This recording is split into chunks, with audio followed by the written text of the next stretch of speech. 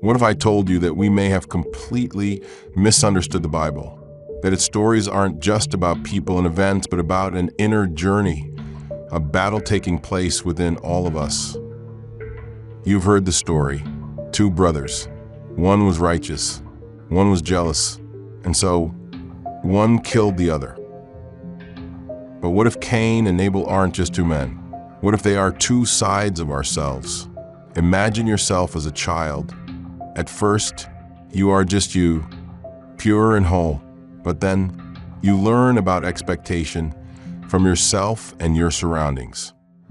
This is exactly what the story of Cain and Abel is about. Cain, his name means to possess and to acquire, but it also means jealousy. He is the part of us that wants control and ownership. Abel, his name means breath, vanity, and emptiness. He is the part of us that pleases, adapts, and seeks approval. And when Cain kills Abel, it is a picture of how we kill the part of ourselves that tries to please others. But what happens then? Let's take a look at a hidden connection in the Bible. Deuteronomy 32, verse 21. They have provoked me to jealousy with what is not God. They have angered me with their vanities.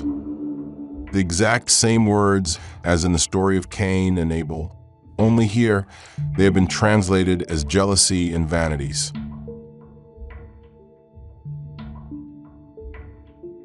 Imagine a Venn diagram. When we are whole, when we are a complete person, we simply are.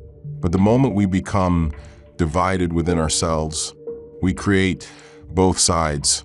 Cain and Abel are the inner offspring of Adam. They represent a split that happens inside us all. And this is the same pattern we see repeated throughout the Bible.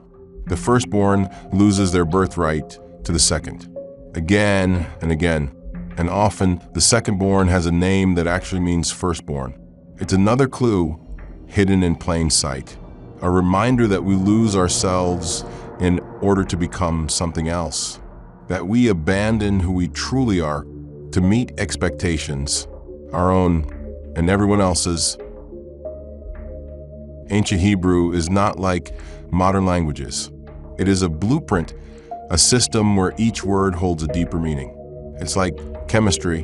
When we see H2O, we don't just recognize it as water. We understand its exact structure. The same is true for ancient Hebrew. Words don't just mean something. They reveal how things are connected. For example, Shem. It means name, but also character. So when we read names in the Bible, we're not just reading about people. We're reading about aspects of ourselves. Let's look at Genesis chapters 4 and 5. Here, I have listed every name in the order they appear. After the killing of Abel, we are cast into homelessness, a deep inner shaking.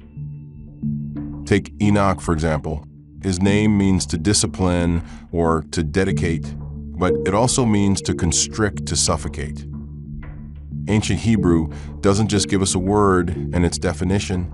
It gives us a map of what happens inside us. When we pull ourselves together, do we truly heal?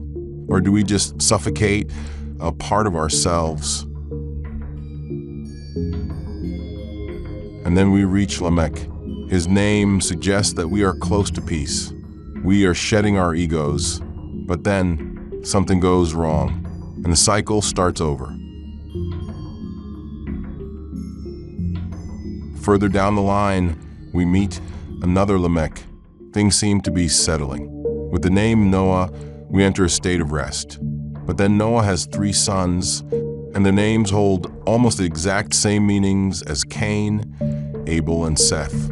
The pattern repeats over and over. And this isn't just one story. It's the foundation of many of the first books of the Bible. Every word, not just the names, follows this journey. It's as if those who wrote these texts truly wanted us to see it. God has many names. Each one reveals something different, but one name stands apart, and the first time we hear it is in the story of Moses and the burning bush. I'm referring to Ehyeh Asher Ehyeh. I am that I am. Every day we change who we are. We adjust. We conform. We shape ourselves to fit the world around us, to be liked, to be accepted. But this one name of God simply means to be, to truly be who we are. It may sound simple, but in reality, it is the hardest thing in the world. So why is it that every time we come close to finding ourselves, the cycle begins again? It's like the game whack-a-mole. Just when we think we've conquered one struggle, another takes its place. If the Bible is an inner journey, then we are constantly faced with a choice: to break the cycle or to repeat it. But breaking free means confronting something truly terrifying: ourselves.